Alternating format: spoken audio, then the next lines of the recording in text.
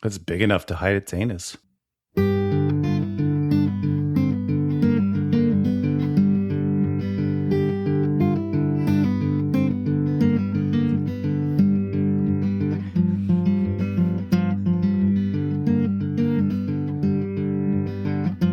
Hello there, and welcome to the If It Swims podcast, the multi-species angling podcast. I'm Brett Bolton.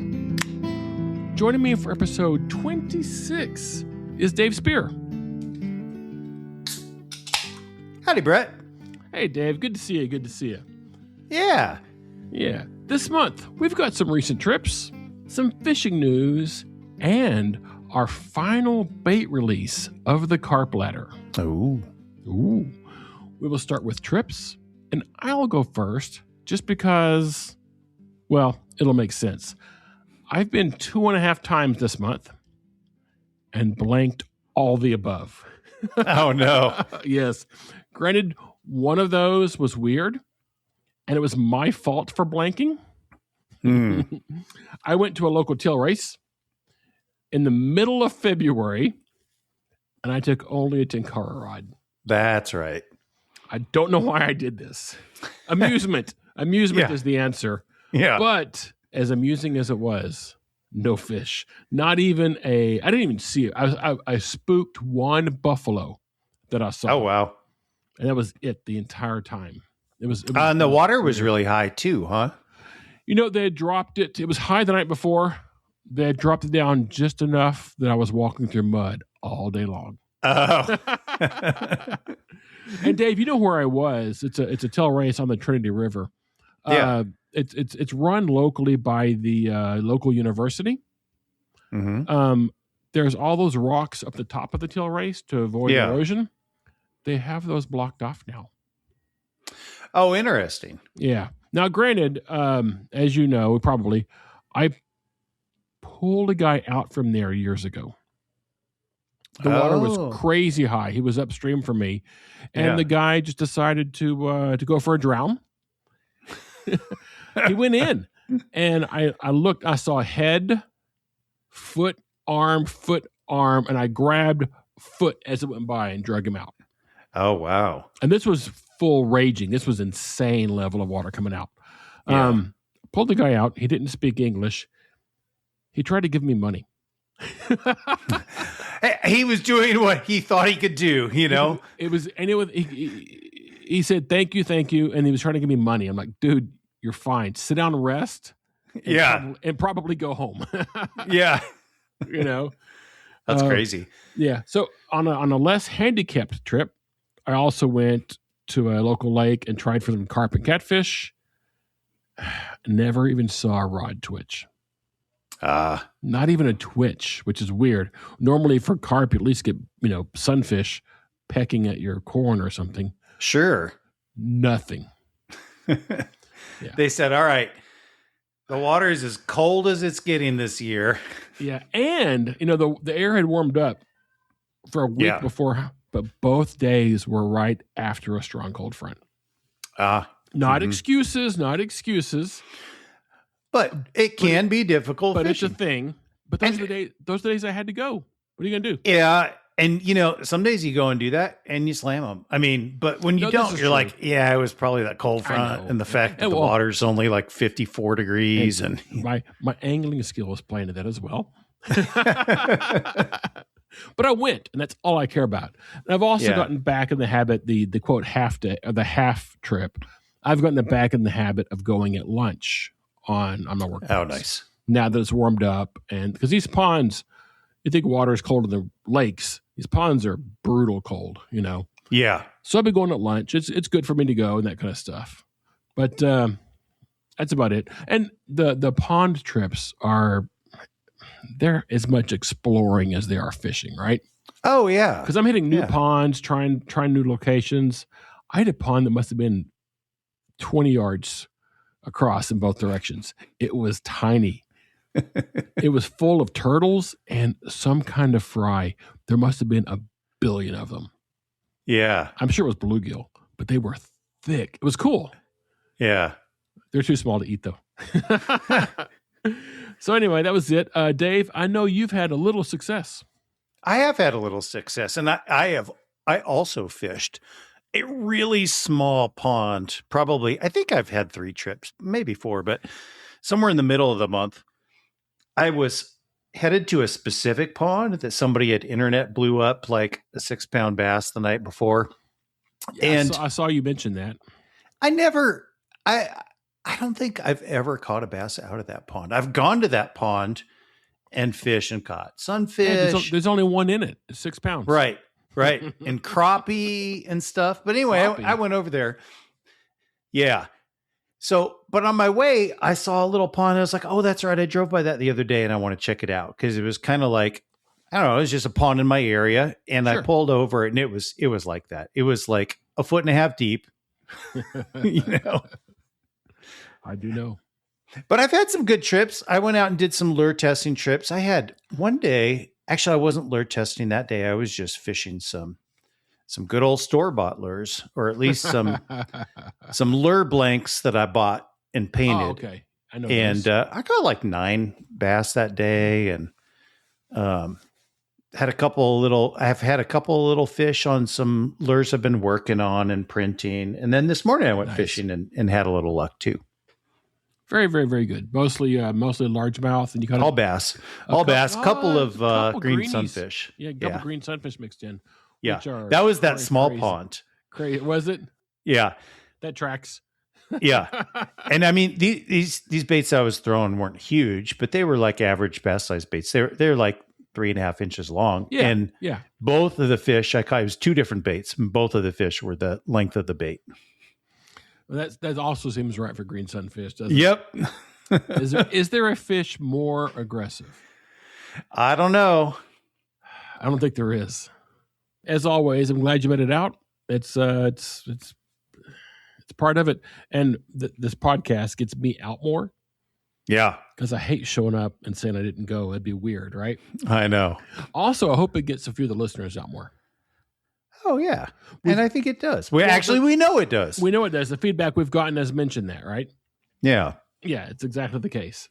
Well, fantastic. Not many fish, but who cares? Well, I promise we'll have a better report next month. We probably will. I can predict that we'll probably have a better report next month. It'll be or at least an epic blank session. A less bassy one, maybe. What if we blank the entire week? Well, then that could happen. That'd be more amusing than catching those little green sunfish.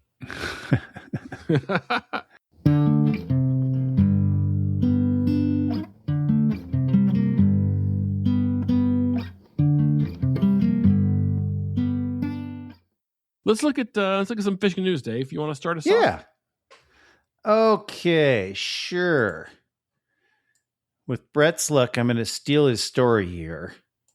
So I don't know if I should go first, but let's see. This comes from the crime section of the Miami Herald. Ooh. 2 men are accused of breaking into a Florida Keys aquarium, catching illegally protected game fish, and taking it out of the water, causing its death. You did see it, according to the Monroe County Sheriff's Office. Detectives say the pair burglarized Florida Keys Aquarium encounters around 2:50 a.m. on May 25th. May 25th. That's interesting. This story was just published like a week ago. Anyway. This is last year's story, Dave. Yeah. And they fished in the Marathon Establishment's enclosed lagoon, catching a 55-inch tarpon. Out of a tank. Yeah. Nice. They removed the large fish from the water and took photos of themselves with it before throwing it back into the lagoon, according to the sheriff's office. Mm-hmm.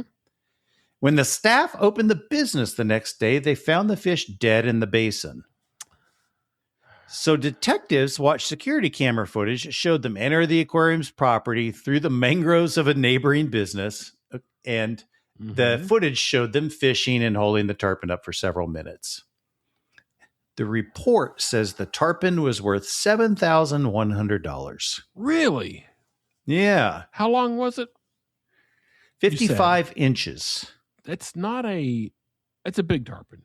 That's not a huge tarpon. right? I mean, it is big. I mean, I've never landed a 55-inch tarpon. Well, there's that too. I've seen them. I've hooked them.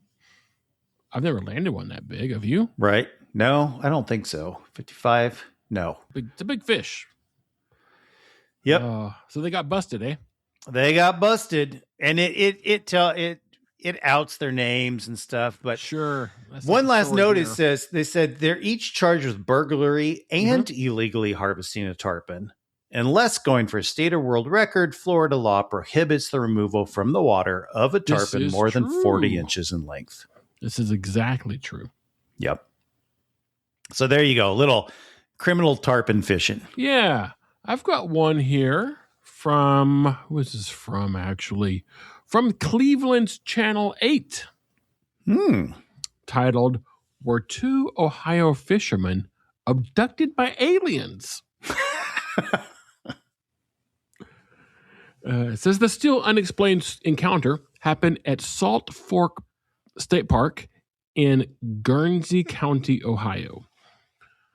The men have not spoken publicly about the incident and want to remain anonymous.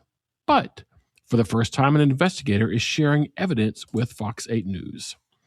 They're scared, said Thomas Wortman, director of MUFON in Ohio. And I think MUFON is the big UFO group. Something traumatic happened to them. Wortman was contacted by the men soon after the incident on August 29th, 2014. Again, an old story just coming up. You're a little older than me here. But how did that happen? I didn't even see that part. It just popped up. It's a new story. How's that? That's right.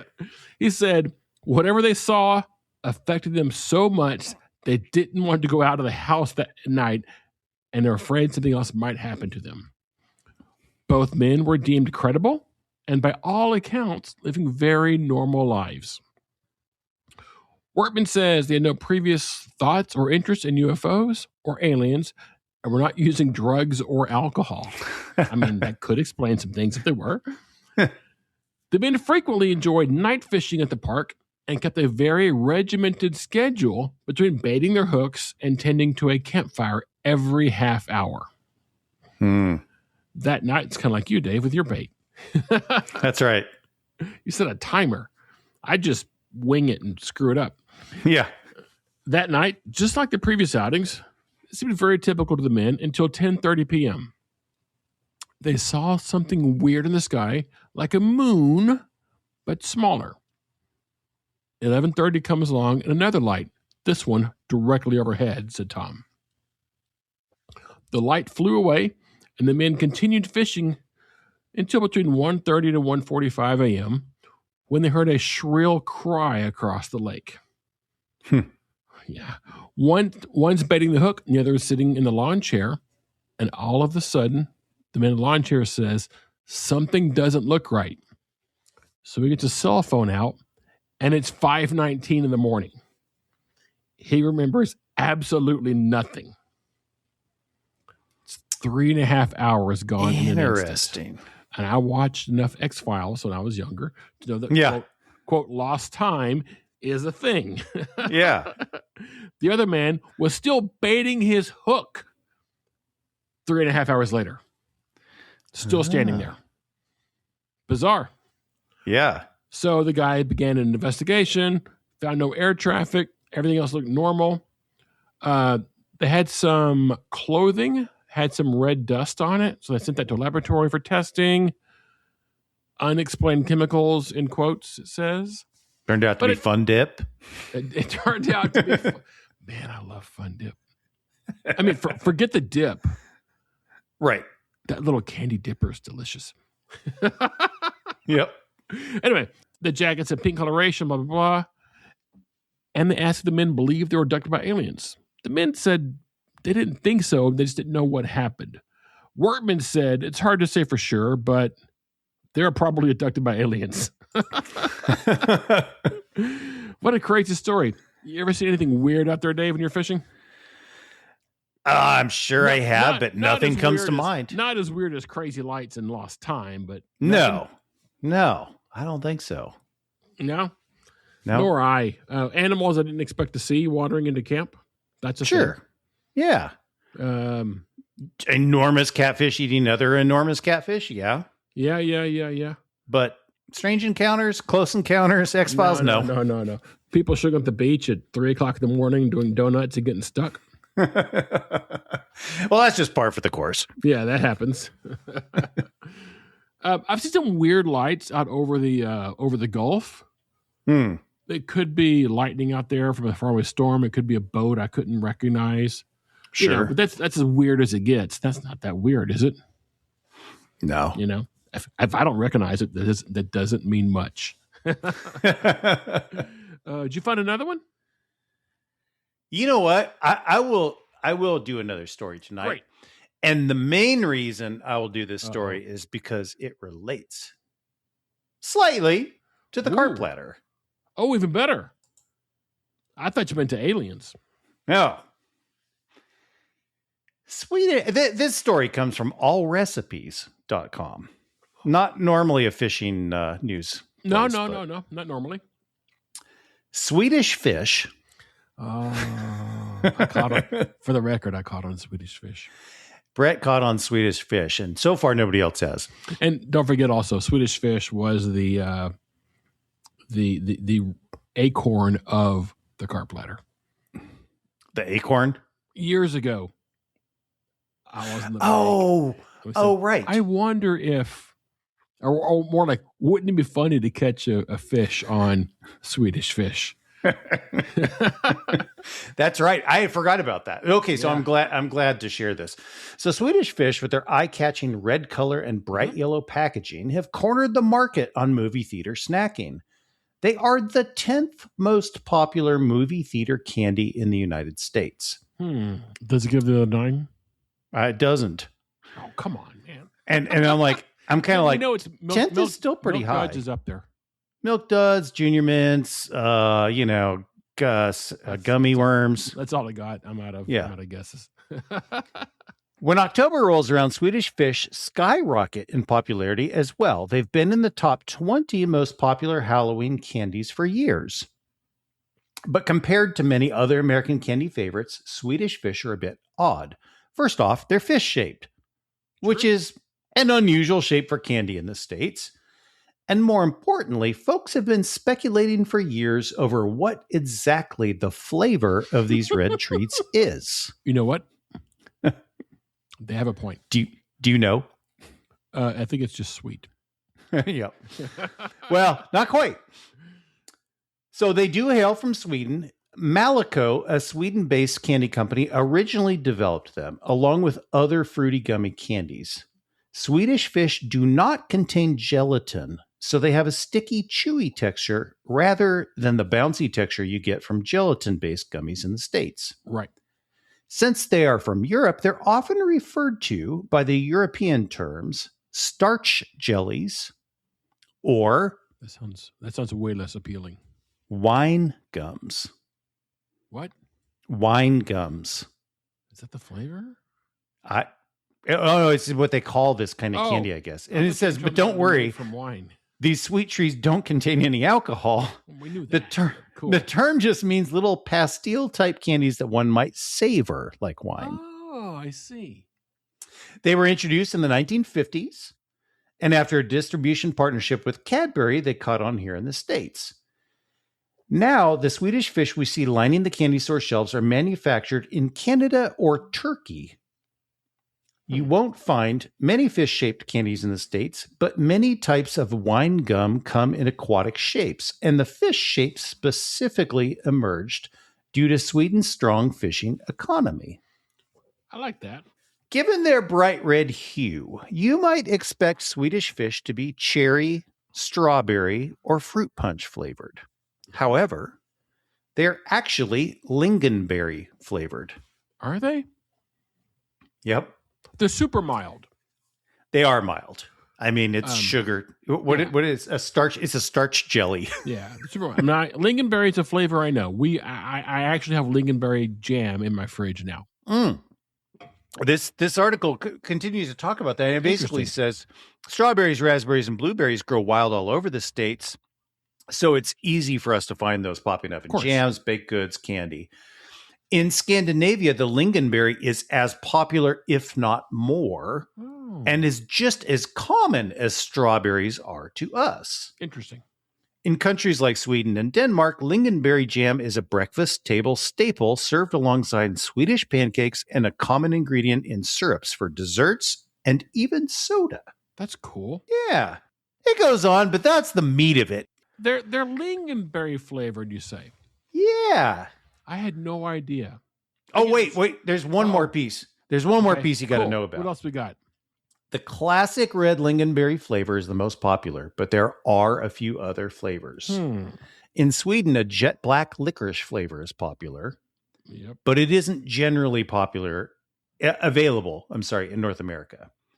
Other popular flavors include orange, lemon lime, and pineapple, the latter being green, not to be confused with the yellow lemon lime. In 2006, many fans were dismayed to learn that the popular purple grape flavor is being discontinued. Beyond various fruit flavors, you can now find Swedish Fish in a variety of sizes, ranging from mini bite-sized fish to ones that fit snugly in your palm. Oh, man, that is fun. Yeah. If we were a Sweden-based podcast, we could have done a Carp Ladder based entirely on Swedish Fish. Right? And perhaps the jet black licorice would be the cheese of the Carp Ladder. I don't know. Or perhaps it would be the sweet corn of the Carp Ladder. Yes, exactly. Yeah. Licorice is a good flavor for fishing, but that's a fun, cool story. And I like stories that are very adjacent, if that makes sense. Yeah, it's a little adjacent. No, I like it that. Don't you like it that way? I do. Yeah. And I saw this story and I was like, you know what? It's on the Carp Ladder. I hadn't thought of make it fit. Until you put it on the Carp Ladder. I hadn't thought of or seen Swedish Fish for years. I don't remember the last time I saw them at a movie theater or otherwise. Right. And so I was like, wait a minute. Isn't that a little red fishy looking candy? Yeah. You didn't make it to Swedish Fish. No, not yet. But you ate plenty, didn't you? I ate a few and let's see, what is it? It's essentially the end of February. I got 4 weeks. You do have 1 month left. Let's see how it does. Yep. So I've got one more. It's a fun one. Venice is being invaded by cannibalistic jellyfish with a vanishing anus. Oh. You heard me. Yes, that's exactly what I said. Venice is facing an extraordinary invasion of bizarre cannibalistic jellyfish that scientists warn is threatening fish stocks and wreaking havoc across the city's fragile lagoon ecosystem. The strange marine creatures, known by a variety of names, such as the warty comb jelly or the sea walnut, has exploded in numbers throughout the region, clogging fishing nets and devouring the building blocks of marine life. Originally native to the western Atlantic, the gelatinous animal is believed to have reached the area after hitching a ride through ballast water in cargo ships before rapidly colonizing the region. I'm still over here wondering if we're talking about Louisiana or Italy. This is Italy. All right. Excellent point. Or Florida. Oh, right. Right there on the west coast, just south of Tampa. Oh, I hope that's right. I hope that was right. And if it's not, believe me, we will hear about it. Yeah. Scientists say its success has been fueled by climate change, with warmer waters and ideal salinity levels, creating the perfect conditions for the species to thrive. Then it goes on to say its anus appears only temporarily during defecation before vanishing again. Is that weird? Yeah, actually, this one's got me. It seems rather convenient, actually. Right. I don't need my anus right now. I'm not defecating. Right. I don't need it. Goes away. Maybe this jellyfish is onto something. It goes on to say there's been a sharp surge in them, and their numbers are growing. It poses a growing threat to the fishing industry, which is worth billions of euros, and is particularly renowned for its production of clams and mussels. Now, I'm sure the jellyfish aren't eating fish or clams and mussels, but they're eating the lower end of the food chain. The food chain, yeah. Problems, right. Yeah. It doesn't say how big this thing is, but I assume it's fairly small, right? It's big enough to hide its anus. Or small enough to hide it. Well, on your point of view. That's true. Yeah. So it's happening all over the planet, Yeah. But now it's jellyfish in Italy. Who knew, right? Another day, another invasive species. That's 2 stories each without repeating each other, Dave. I really thought it was going to happen this time, didn't you? I thought we were both going to have the tarpon burglary story. I thought we were both going to have the jellyfish with the disappearing anus. Yeah. My search must not be very good today. Do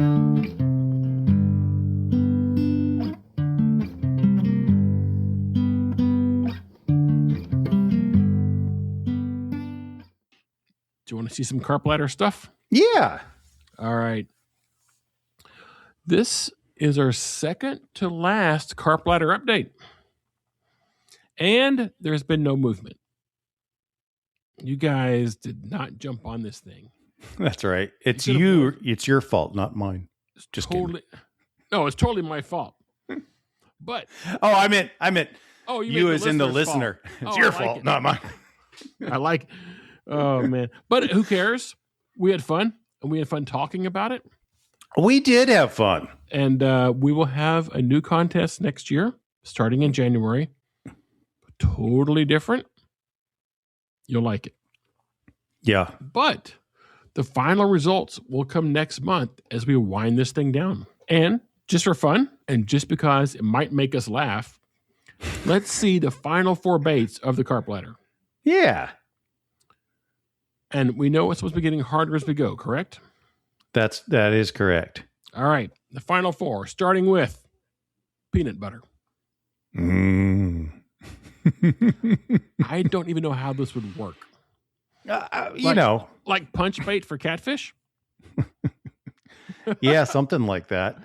That's crazy. Peanut butter right? and some pantyhose. I don't know. That might be a thing. We'll follow that up with a marshmallow. Oh, now, I think that a marshmallow is just like inert enough that you might could put one out for a week.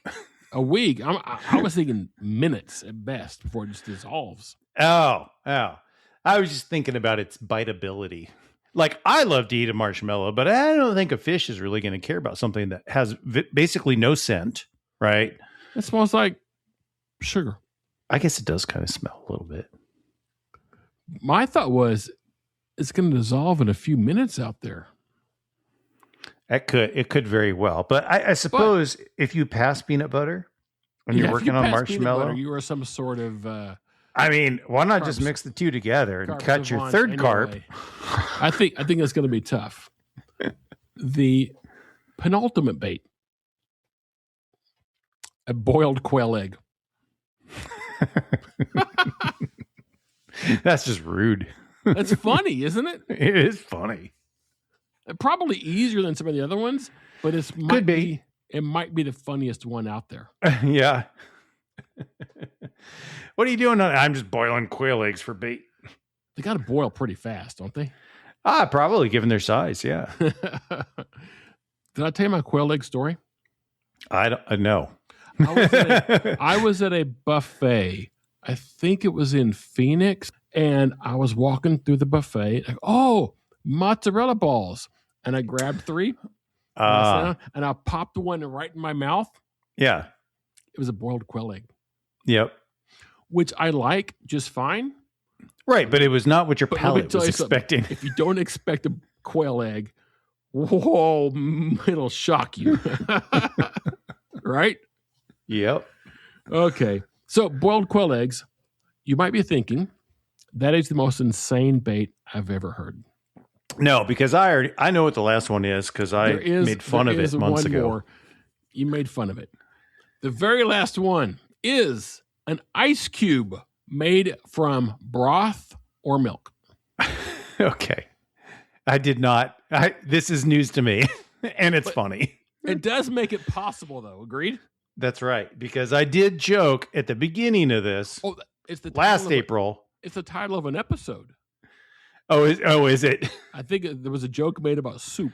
I think it's the title of an episode. But now, we just freeze our broth, and now we can catch on soup. Look, I'm not going to have time before this thing is over. I'm never going to make it to that point. However, I will at some point catch on broth or milk ice cubes just because it is the most insane thing I've ever heard.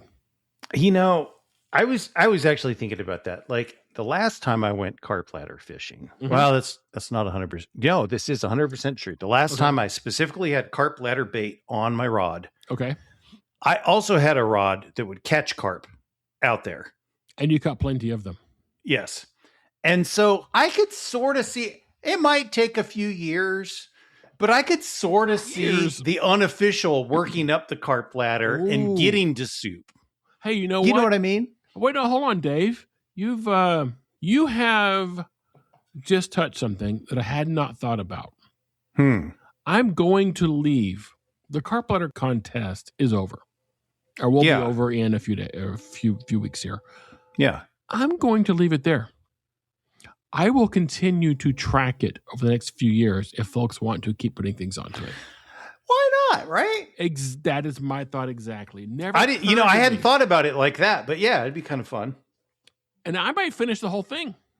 Because I do honestly kind of want to throw a Swedish fish out there on it's fun hair rig or just on a circle hook. And no. I ain't getting there by April 1st. You want to throw a corn nut. Oh, that too. Yeah. Corn nuts, awesome. I got the whole bag of corn nuts. You haven't eaten those yet? Nope. They're sealed up. So they're probably good until the apocalypse comes. It probably, which might be soon. Corn nuts, I found out also, they make a popped corn nut. Oh, interesting. Oh, delicious. Yeah.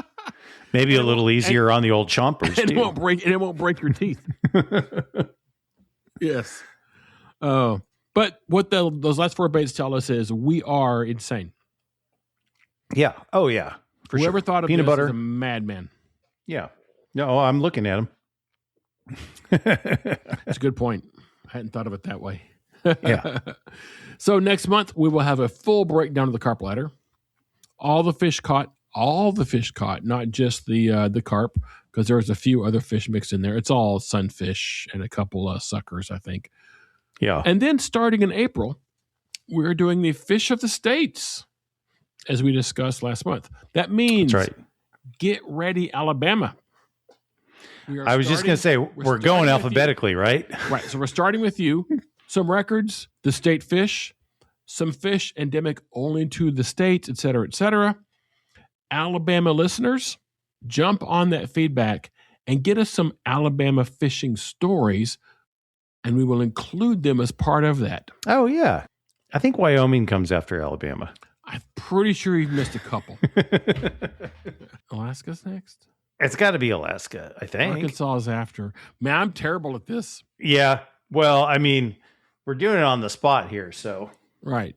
And we'll discuss any fishing we've done in the said states, that kind of stuff. It'll be fun. Well, sure.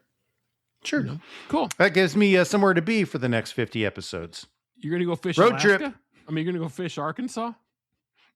I've already fished Arkansas, but you know. Yeah. We'll discuss it. I have but not nearly as cool as you have, I guarantee you. Hey, Dave, you have anything else? Nah. No? I don't. I think we covered it. We did. It was a fun episode. So, we are on the web at ifitswims.com and on Instagram at _ifitswims_podcast. I changed it. It's more fun that way. Yep. Where you will find daily pics from the staff's fishing adventures. Sometimes I drop a small extra note right here. This month I have one also. Wear your sunscreen. Yes. It's important, folks. Do it. Yep. All links to find us are available in the show notes, along with links to items covered this month. Our music was written for us by Dallas artist Jeff Hewitt. Join us again next month. Spread the word, and as always, we will see you out there.